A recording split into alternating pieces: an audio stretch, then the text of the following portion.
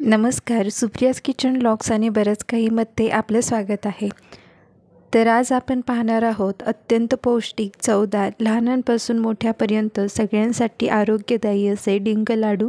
ते हे लाडू कितीही प्रमाणात बनवले तरी योग्य प्रमाणात कसे बनवायचे ते आज आपण पाहणार आहोत। चला तर साहित्य पाहूयात। तर इथे मी 1 किलो खोबरं घेतलं आहे। खोबरं किसून घेतलेलं आहे, सुकं खोबरं आहे। तर त्यानंतर इथे खारीक घेतलेले आहेत, खारकांमधल्या बिया काढून घेतलेल्या आहेत। हे खारीक सुद्धा 1 किलो आहेत। त्यानंतर 1 किलो गूळ घेतला आहे असा बारीक चिरून। इथे मी बदाम घेतलेले आहेत उभे काप करून, हे 150 ग्रॅम आहेत आणि 150 ग्रॅम काजू असे बारीक तुकडे करून घेतले आहेत। त्यानंतर इथे बेदाणे घेतलेले आहेत अर्धी वाटी, तर याचं प्रमाण तुम्ही कमी जास्त करू शकता। इथे मी 500 मिलीलीटर किंवा अर्धा लिटर तूप घेतले। त्यानंतर 200 ग्रॅम डिंक घेतलाय। आता इथे खसखस घेतलेली आहे, अर्धी वाटीला थोडी कमी खसखस आहे। त्यानंतर 1 चमचा सुंठ पावडर घेतलेली आहे, 1.5 चमचा वेलची पावडर घेतलेली आहे आणि अर्धा चमचा जायफळ पावडर घेतलेली आहे। तर याचंही प्रमाण तुम्ही कमी अधिक करू शकता। तर इथे मी कढई ठेवलेली आहे। कढई चांगली गरम झाली की त्यामध्ये खारका टाकायच्या आहेत आणि या खारका भाजून घ्यायच्या आहेत। तूप वगैरे काहीच टाकलेलं नाही, खारका अशाच भाजून घ्यायच्या आहेत। तर या सगळ्याचं प्रमाण मी डिस्क्रिप्शन बॉक्समध्ये देईलच। 1 किलो खारका घेतलेले आहेत।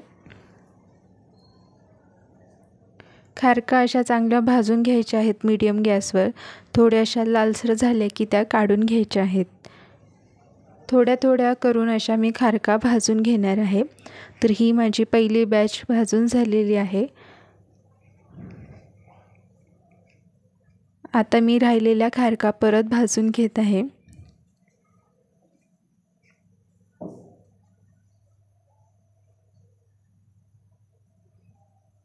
यासुद्धा मी लालसर अशा कलरवर भाजून घेतलेल्या आहेत, त्यासुद्धा आता काढून घेत आहे। खारका भाजताना गॅस खूप जास्त फास्ट किंवा हाय फ्लेमवर ठेवायचा नाही, मीडियम फ्लेमवरच आपल्याला खारका भाजून घ्यायचे आहेत। तर आता त्याच कढईमध्ये किसलेलं खोबरं आहे ते सुद्धा भाजून घ्यायचं आहे। खोबरं सुद्धा मीडियम गॅसवर भाजून घ्यायचं आहे। थोडंसं लालसर होईपर्यंत, कुरकुरीत होईपर्यंत हे खोबरं भाजून घ्यायचं आहे। अशा पद्धतीने असा कलर येईपर्यंत आणि किस चांगला मोकळा होईपर्यंत खोबरं भाजून घ्यायचं आहे। तर हे किसलेलं खोबरं भाजून घेतलेलं आहे ते सुद्धा मी काढून घेत आहे। खोबरं सुद्धा मी थोडं थोडं करूनच भाजणार आहे।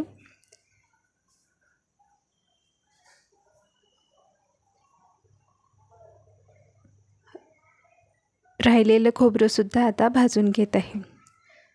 तर हे लाडू करताना आपण खोबरं, खारीक आणि गूळ समप्रमाणात घेतलेलं आहे। 1 किलो खोबरं, 1 किलो खारीक आणि 1 किलो गूळ अशा प्रमाणात हे घेतलेलं आहे। खोबरं सुद्धा सगळं भाजून झालेलं आहे, चांगलं खरपूस भाजलेलं आहे। खूप जास्त काळपटही करायचं नाही, परंतु कुरकुरीत व्हायला पाहिजे असं खोबरं भाजून घ्यायचं आहे।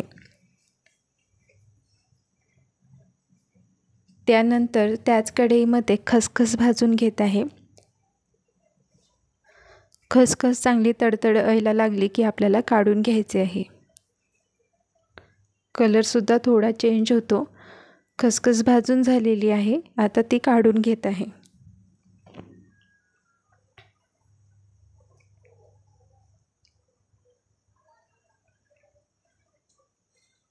आता त्याच कढईमध्ये मी थोडं तूप टाकत आहे। 1 चमचा तूप टाकलेलं आहे आणि त्यावर हे बदामाचे काप केलेले आहेत ते सुद्धा भाजून घ्यायचे आहेत।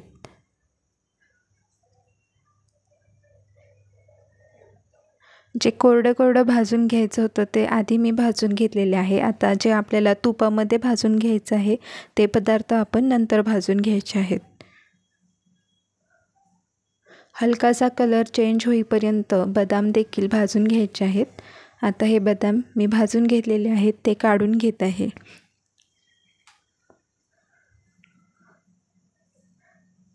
आता त्याच कढईत 1 चमचा पुन्हा एकदा तूप ॲड केलेले आहे। आता काजू भाजून घेत आहे।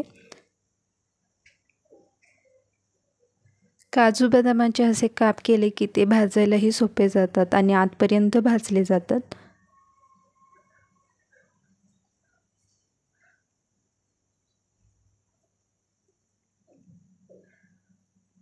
काजूसुद्धा थोडा हलकासा कलर चेंज होईपर्यंत भाजून घेतलेले आहे। ते सुद्धा मी काढत आहे।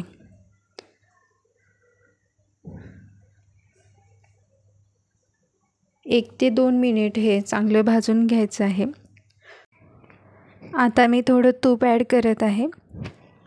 1.5 चमचा मी तूप टाकलेले आहे। आता आपल्याला मनुके तळून घ्यायचे आहेत। तूप चांगलं गरम झालं की मगच मनुके टाका। मनुके छान फुलायला लागतात, म्हणून तूप थोडं जास्त ॲड केले।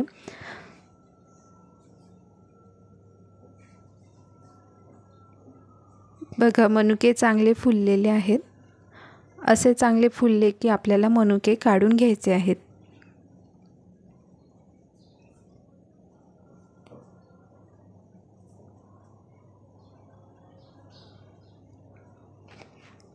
आता याच तुपामध्ये थोडं तूप आणखीन ॲड करूयात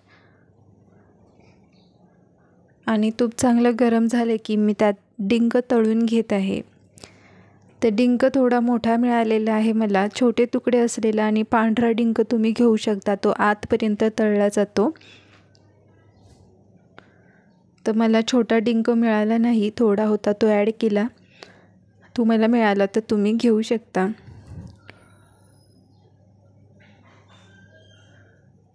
यापेक्षा छोटे छोटे तुकडे असतात डिंकाचे, ते घेतले तर आतपर्यंत खरपूस भाजले जातात। आणि असाही डिंक असला तरी छान आतपर्यंत खरपूस भाजून घ्यायचा आहे। डिंक छान फुलला जातो।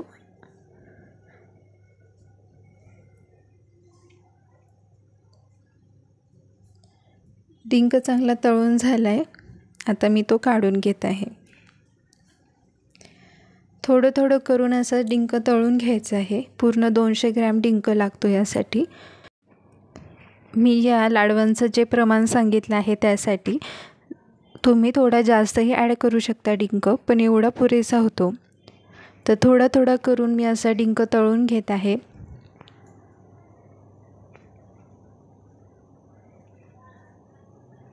डिंक तळतानाही खूप घाई करू नका। एकदा तूप चांगलं गरम झालं की त्यात डिंक टाका, मग मीडियम फ्लेमवर हे तुम्ही डिंक तळून घेऊ शकता। तर अशा पद्धतीने मी पूर्ण डिंक तळून घेतलेलं आहे आणि छान फुललेलं आहे। बघू शकता डिंक अशा प्रकारे आतपर्यंत चांगला तळला गेला पाहिजे।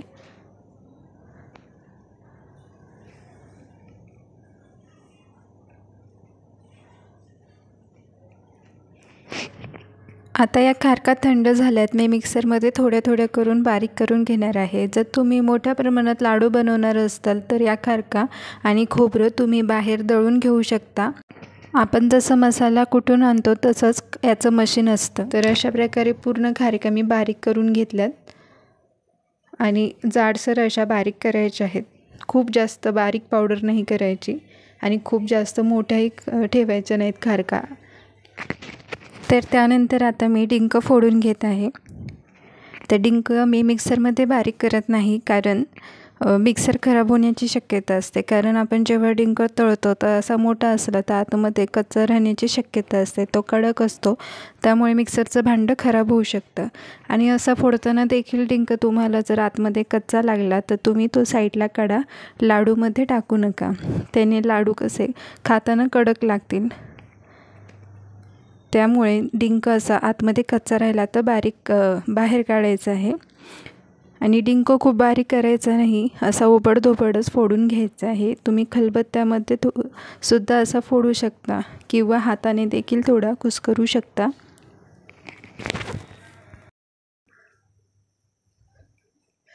अशा प्रकारे डिंकसुद्धा मी ओबडधोबड असा फोडून घेतला आहे। त्यानंतर एक मोठं पातेलं घेतलं आहे, त्यामध्ये बारीक केलेल्या खारका टाकल्यात, डिंक फोडून घेतला आहे तो टाकलेला आहे त्यानंतर हे भाजून घेतलेले ड्रायफ्रूट्स आहेत ते टाकत आहे, बदाम, काजू, मनुके.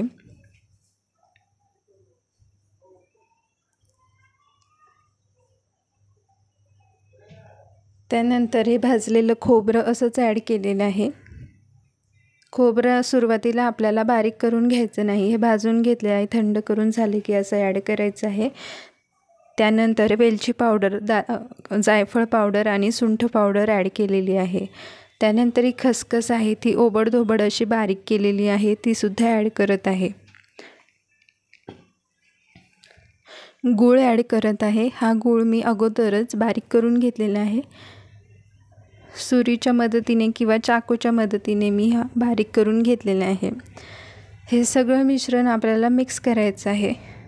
बघू शकता अशा पद्धतीने मी मिक्स केलेलं आहे. आता हे अर्धा लिटरमधलं जेवढं तूप उरलं आहे ते मी गरम केलेलं आहे आणि ते यामध्ये ॲड करत आहे. हे तूप कच्चं ॲड करायचं नाही, थोडं गरम करून ॲड करायचं आहे. आता सगळं मिश्रण व्यवस्थित मिक्स करून घ्यायचे.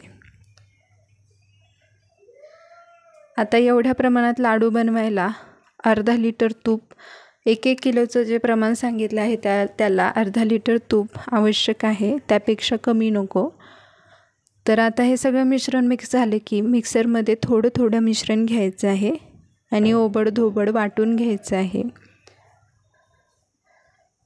तर अशा पद्धतीने मी थोडं मिश्रण घेतलेलं आहे आणि मिक्सरमध्ये खूप बारीक करायचं नाही. तर अशा पद्धतीने ओबडधोबड वाटून घ्यायचं आहे. तर फक्त 2-3 प्लस करून मी हे वाटून घेतलेले आहे आणि अशा पद्धतीने मी सगळं मिश्रण बारीक करून घेतलं आहे. पावडर केलेली नाही, बघू शकता ओबडधोबडच वाटलेलं आहे.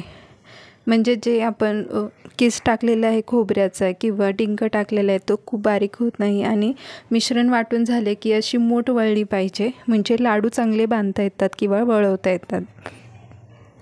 लाडू मी बांधून घेत आहे आणि लाडूला बघा फारसा वेळ लागत नाही, पटकन बांधला जातो. कारण आपण जे मिश्रण मिक्स केलेले आहे तूप, गूळ, त्याचं प्रमाण योग्य असेल तर लाडू व्यवस्थित वळवता येतो किंवा बांधला जातो.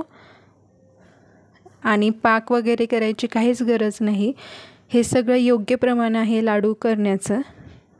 बघू शकता छान असा लाडू तयार झालेला आहे.